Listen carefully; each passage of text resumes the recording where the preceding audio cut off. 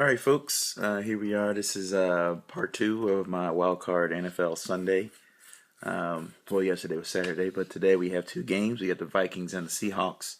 Seahawks at the Vikings, and then we have the Packers at the Redskins. So I'm going to get started with the first game today at 1 o'clock, and you have a very cold game coming up. They said temperatures are going to be around -8, -9 degrees for the Seahawks at the Vikings game. It's going to be extremely cold. So this is going to be a type of game where it's going to be more about the elements than it's about the actual talent that's on the field. Like who can basically weather the storm, so to speak, when it comes to the extreme cold temperatures. I mean, they said Russell Wilson. They asked him, is he going to wear the glove today on his hands? Because of how cold it's going to be. Everybody who's played football before knows that when you're playing outside and it's extremely cold, especially if you're handling the football, a lot of times your fingers will start getting really stiff. It's really hard to get the spin on the ball. If you're a receiver, it's really hard to catch it, especially if you try to come to your body. If you try to catch it with your hands and it's coming out like a bullet, a lot of times it's really hard to hold on to it just because it hurts. Or if you let it come and hit you in the gut, it hurts too. So carrying the football is going to be extremely hard because you got guys swatting at you in your arms, especially for those guys that aren't going to be wearing any sleeves or anything like that. It's going to be extremely painful when it comes to those guys hitting you, and it's just like, it feels like your skin's tearing. So it's going to be interesting to see this game. It's more so about who can hold on to the ball, who can instead of the talent on the field. Now, it really comes down to, I think, besides the temperature, is going to be the quarterback play. I just watching ESPN Insiders, and they're talking about how Terry Bridgewater, he holds onto the ball. He's like the number 2 in the league, coming next to Tyrod Taylor. He holds on the ball for almost 3 seconds after the ball is snapped. So when you got a quarterback and hold on to the ball for 3 seconds that long against a defense like the Seahawks, that's going to be extremely difficult just because they're going to probably a lot of fumbles in this game. There's going to be a lot of the ball being turned over just because of the hits and things like that in the weather. So for Terry Bridgewater, he's going to have to do something he's not really used to and just get the ball out quicker, whether it be a dump off pass or have the guys run shorter routes down the field. Also, especially for the receivers, running those long routes in this kind of weather, like they said, when it's really cold like that, it sucks all the moisture up. So for them, running the deep routes probably isn't going to make sense. So today, in my view, if you take the quarterback out and really focus on where the main point of the game is, it's going to be the running backs. And Adrian Peterson in this kind of game, he lives for these games, whether it's cold, whether it's warm, or it doesn't matter to him. He's going to run the football.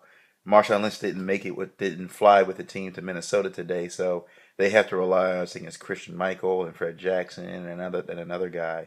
We all know Thomas Rawls is out for the season, so the running game for the Seahawks is going to be paramount for them to win. If they can't find a stable runner today,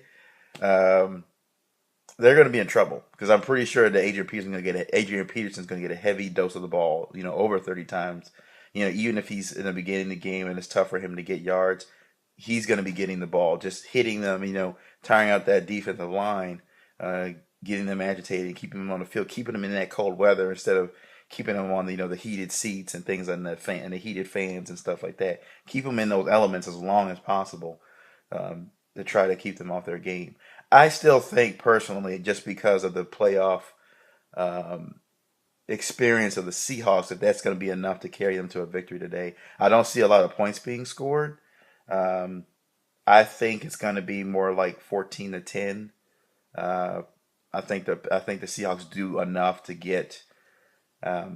win that football game, just because the defense has had that defense is coming into its own now. Finally, at the end of the season, they're coming back to their old selves.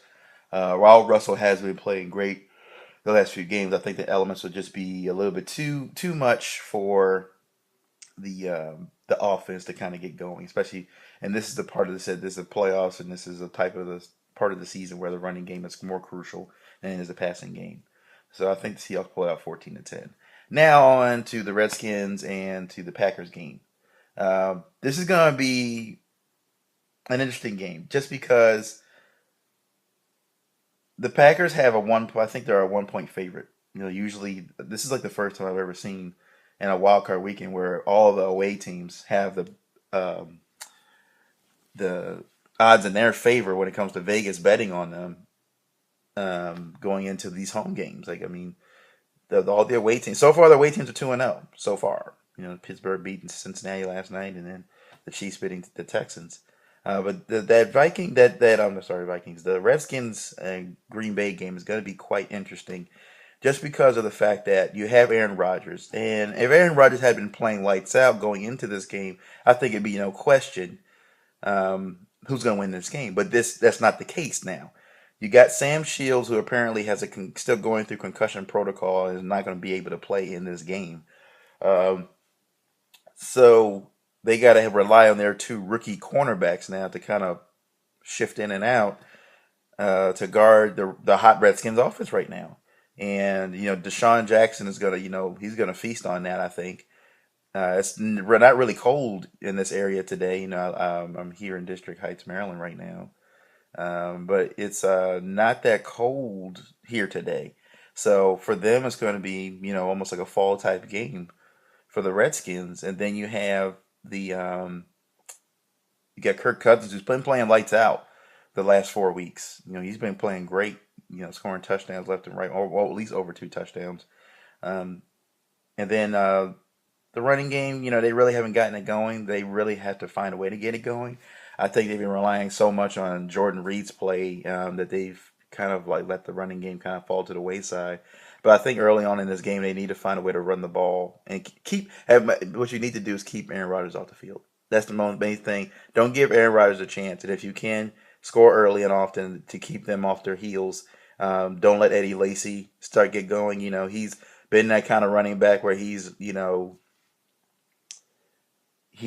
late season bloomer. It seems like the last 2 years that's what he's been, and they got to be able to knock him down and keep him off the field. Just let Aaron Rodgers be one dimensional. James Jones and the rest of those guys, and even Randall Cobb, have not really been able to take the place of Jordy Nelson since he's been hurt. I mean, I don't know. We say a lot of times, the quarterback makes the team or makes the receivers, but in more cases this season, I'm not going to use it for the rest of Aaron Rodgers' career, but for this season in particular, it just seems like the other receivers haven't stepped up to that level that Jordy Nelson was bringing when he was healthy. And you could see when Jordy Nelson got injured that how Aaron Rodgers, hates preseason games like this. Here we are playing preseason games, and one of our star players gets knocked out. And here it comes. They're playing against the Redskins, who are 6-2 at home, have a phenomenal phenomenal home record this year. In the last few games, they've been knocking guys out at home, and they have a really good fan base. So it's going to be extremely difficult for the Packers. I actually think the Redskins pull this one out. I actually think the Redskins embarrass the Packers. I think this is going to be one of those games where it's like people are like, watch out for the Redskins. It's kind of tough for me to say that. I'm not really a Redskins fan, but just by watching them the way they've played, especially at home, I think they handle the Packers pretty. I think they do like the Chiefs did yesterday. I think they put up 30 points on them. I think that Packers defense is bewildered. They're not really getting to the quarterback as much. They can't seem to win. They lost to the Vikings last week in a division, for the division title game, and they couldn't win that one. And they're playing at home now against a really rowdy crowd and a really hot team going in right now. Had they had a bye week, I think if the Redskins had a bye week, maybe the momentum dies down a bit. But because they're rolling right through it right now and they feel confident, like, hey, we can beat anyone right now, I think that Kirk Cousins and you like that, thing going on in DC right now is just sticking with. They have a thing. They're rallying behind each other, and the Packers are just trying to figure out what to do. They're just like they don't know what to do on offense or defense. So I think they get handled. And I think they get handled early. I think they do score a touchdown, but I think it's going to be like 35-7. I think Jordan Reed's going to have another monster game. He's going to have at least 2 touchdowns. I think Kirk's going to probably run one in. Deshaun's going to have one as well, and maybe another one for like a running back or something, or Pierre Garcon. But I think they put up 35 on them. I think 35-7 is going to be your score, and they move on. I think depending on the Vikings and the Seahawks game may either play the Panthers or they play the Cardinals. Um, but that's my little spiel for today. Um, I'll kind of talk about the Bengals and Steelers, but I'll do that later. I'll probably do that after the wild card stuff is over, and I'll kind of review some of the games that I want to talk about, especially moving forward with especially the AFC North guys, see what's going on there, and then moving on to the divisional round. But that's my little spiel for today, and for all you Redskins fans out there, I hope this video brings you guys good luck with me picking you guys to destroy the Packers. So, all right, I'll see you guys next week. Peace.